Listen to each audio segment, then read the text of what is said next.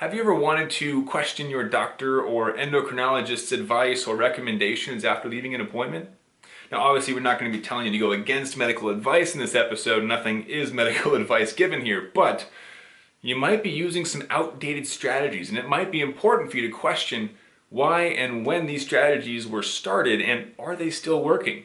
So in today's episode, we're going to dive deeper into the rules that we've been given for diabetes management and how there may be some new, more beneficial options for you out there. So, without any further ado, let's get into our theme song. I've spent the last 10 years pushing the limits while identifying trends and patterns in my type 1 diabetes management. Follow along as I learn, apply, and share the fitness, nutrition, and lifestyle strategies that I've learned from diabetes experts around the world. The real question is, how can we live fearlessly with diabetes while maintaining stable blood sugars? This podcast is here to give you the answer. My name is Matt Vandervecht, head coach and co-founder of FTF Warrior, and welcome to Pardon My Pancreas. A couple days ago, I was driving home from a nice workout at the gym, and as I was sitting at a red light at an intersection, I saw an ambulance coming from the opposite direction. And as the ambulance was trying to get through the intersection, there was, a lot of traffic, and so the cars were actually holding the ambulance from getting through. And it was so packed up with cars that it could not wiggle its way through and get past the intersection. As a result, this ambulance was going bonkers. And I mean, it was throwing the sirens and the alarms and just all the bells and whistles were going off. Like there was something going on, whether they're going to an accident or maybe they had someone in the back that was in cardiac arrest or something intense because they were gonna get through that intersection. That was their entire goal.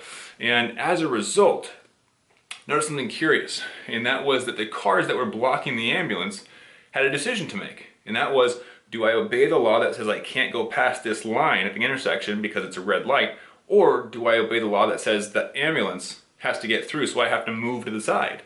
And ultimately the cars did move, they parted like the Red Sea, and the ambulance took off and they kept going, lights and sirens are going crazy, and it took off to hopefully help somebody and save the day. But those cars were in the middle of the intersection, and they had broken the law of stopping at the line for a red light. And ultimately, recognizing that the rules might not be concrete or that they might be flexible depending on the situation.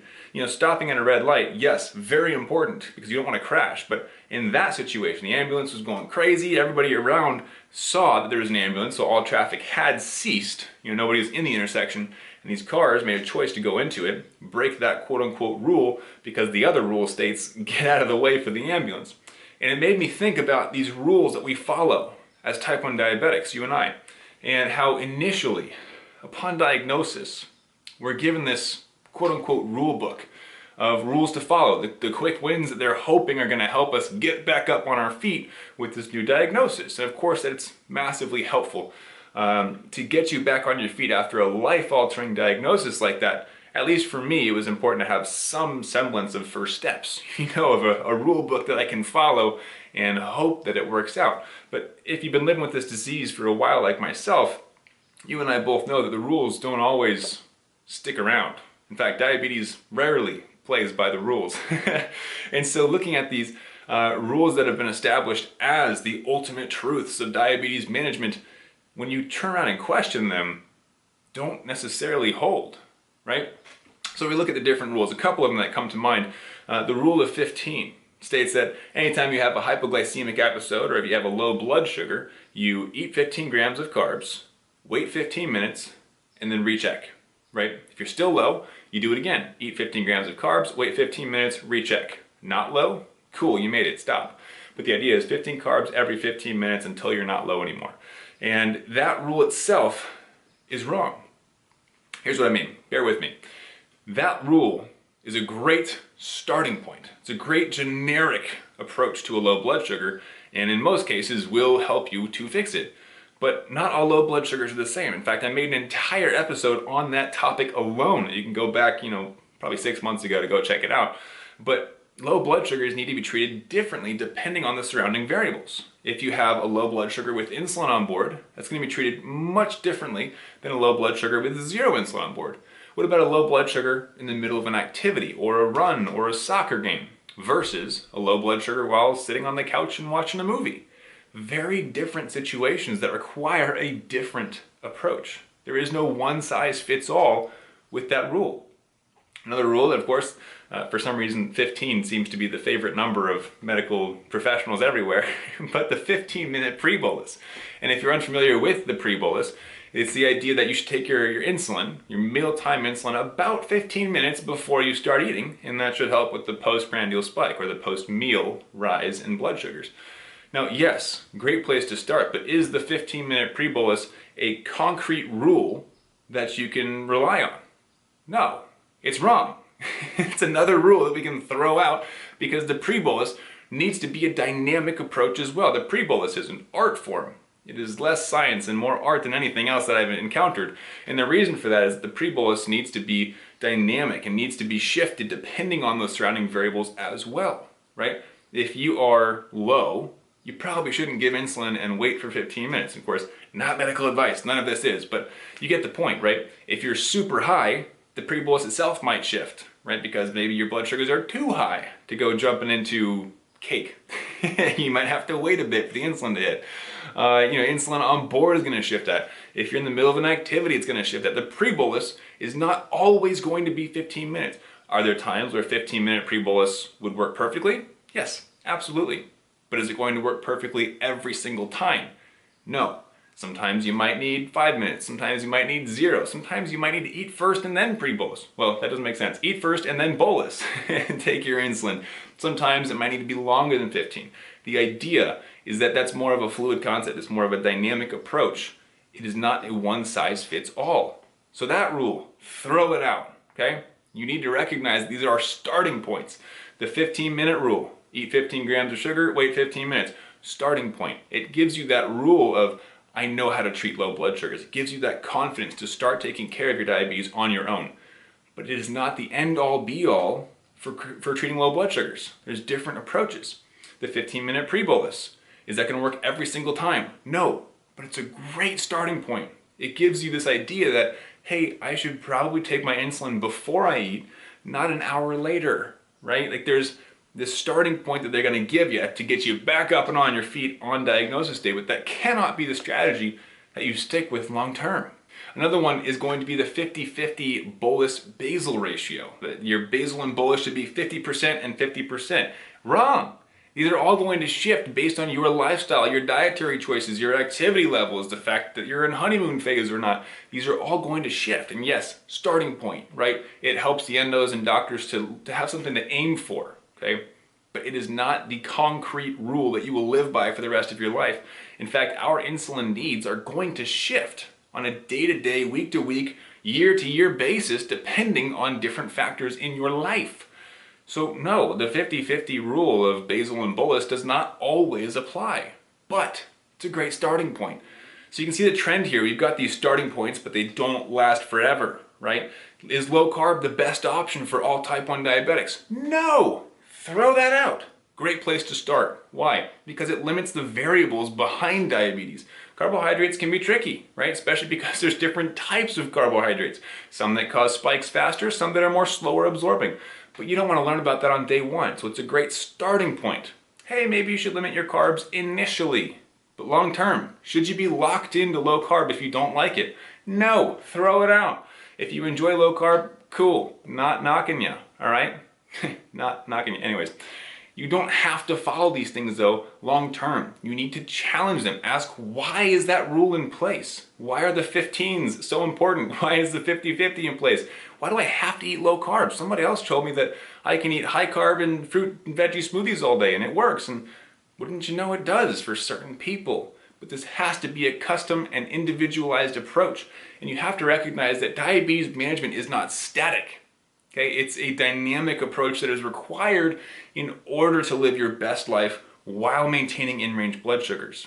Diabetes is not 2 + 2 = 4. Diabetes is A + B = C. The variables can change, but the equation remains the same. You see how that works? Yes, the pre-bolus is important and should be part of your life, but sometimes A = 5 and B = 2. Other times they're both 0, right? It's going to change the answer, but the equation remains consistent. This is why we have a formula that we teach. Formula-driven diabetes management is the best way to go approach this. And within your diabetes management, you have to recognize that there's going to be an art side of it. There is no one answer for every single situation ever, because we have 42 different variables, more than that actually, now that we've studied some more on these, that you have to worry about. And each of those variables is going to correspond and interact in different ways. And then of course you have a new variation of the equation. So there's a reason that blood sugars don't always respond to the exact same 15-minute rule as we were once told. And they weren't meant to. That was your starting point. You have to get curious about these things. Ask, why do I follow those rules that were made up 20 years ago? Things have changed. We now have algorithms that help with our insulin pumps, and we have this way to calculate insulin on board. We have a deeper understanding of diabetes, so we need to change our strategies as a result. It's time to throw your T1D rule book out the window and start writing your own rules for you, because you are not one among many. You are an individual, and you need to be treated that way. So within your diabetes management, start approaching this with more of a curious mindset. Look around and ask, why do my blood sugars do what they're doing? Does the rule that I was taught 20, 30, 40 years ago still apply? And in some cases, maybe it was a rule you learned last year. Maybe you were just taught about the pre-bolus. Great starting point. But get curious, ask why, and start looking at how you can shift to a more dynamic approach. In order to do that, I know this is not a popular thing, but I want you to have this freedom and flexibility that you can have with type 1. In order to achieve stable and consistent blood sugars that cooperate, you will have to put the work in, and it starts with a deeper understanding of why blood sugars do what they do. I mentioned earlier the pre-bolus. We'll use that as an example, although any of these could be used as a perfect example. But the pre-bolus, 15 minutes for each meal, right? Take your insulin, wait 15 minutes, eat your food. No, it's going to shift dramatically based on the macronutrient content of the meal. Carbs, fats, proteins, right? It's going to shift dramatically based on the activity levels leading up to that meal, that previous day, the week that you're in. It's going to dramatically differ based on your hydration and your existing insulin on board and your sleep quality, and all these different things come into play. And if you don't know how those different variables interact, you will never have perfect control. You will never even have near perfect control. It's going to feel like a frustrating blood sugar roller coaster that you just can't seem to step off. Things aren't going to make sense until you make sense of them. And it all starts with learning and understanding and empowering yourself to become a diabetes management master. All right? This isn't something we asked for. I don't know about you, I didn't want diabetes, but when I finally decided, hey, I gotta learn this thing, because it's not going away, at least not anytime soon. When I made that choice to discover what my blood sugars are going to do through different varieties of situations and how my blood sugars respond to different variables like exercise, different types of foods, sleepless nights, that is when I saw a pivotal moment change in my life where I was able to start predicting where blood sugars were going to go, to assign a bit more certainty to my blood sugars. And when you have certainty behind your blood sugars, less mystery behind what's going on, it equals less frustration, more freedom, more clarity, and more flexibility with the choices that you make in life, which ultimately, as we know, leads to a higher quality of life. That's what you deserve. So get curious. Ask, why the heck do I follow these rules? All right? The rules, a lot of them were built to be a great starting point, but we've established them as these concrete rules that can't be shifted. But as we learned with the ambulance example, right? Sometimes other rules can overpower the existing rules, or the rules that we know are in existence can have a bit more fluidity to them. I move out of the way for the ambulance, even though I had to cross the line and go into an intersection because there was a red light. Well, the ambulance overruled that rule, right? Situational experience is going to shift the way that you look at things, and rightly so. So look at the rules that you're following, question them, and of course, personalize it. So that's all I got for you guys today. Hopefully you found this one useful. Be sure to look at the way you're managing your diabetes, see if it is serving you at the highest level. And of course, if you want more info, there's a special training that I do for my clients all the time. We go deeper into these topics, looking at how does exercise specifically shift blood sugars.